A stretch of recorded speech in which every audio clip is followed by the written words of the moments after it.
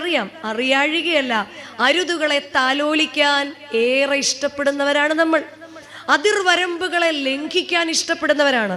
പലപ്പോഴും ദേഷ്യത്തിന്റെ അതിർവരമ്പുകളൊക്കെ നിശ്ചയിച്ചിട്ട് നമ്മൾ പറയും, ഇവൾ എന്നോട് ഇങ്ങനെ സംസാരിച്ചത് കൊണ്ടാണ് ഞാനും അപ്പോൾ അങ്ങനെ പ്രതികരിച്ചത്, അല്ലെങ്കിൽ നിങ്ങൾ എന്നെ ദേഷ്യം പിടിപ്പിച്ചത് കൊണ്ടാണ് ഞാൻ ഇങ്ങനെ ഒരു മരുമകളെ ആയിരുന്നില്ല, അല്ലെങ്കിൽ ഇങ്ങനെ ഒരു മകനെ ആയിരുന്നില്ല.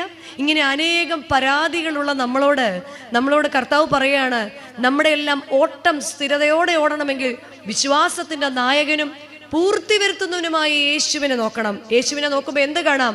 തൻ്റെ മുൻപിൽ വെച്ചിരിക്കുന്ന സന്തോഷത്തെയാണ് അവൻ ഓർത്തത്. ഏതായിരുന്നു ആ സന്തോഷം? നിത്യജീവനായിരുന്നു ആ സന്തോഷം. അതിനെന്ത് ചെയ്തു?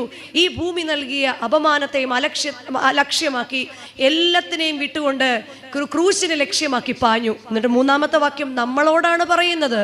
നമ്മളോട് പറയാ, നിങ്ങളുടെ ഉള്ളിലും ക്ഷീണിച്ചു മടുക്ക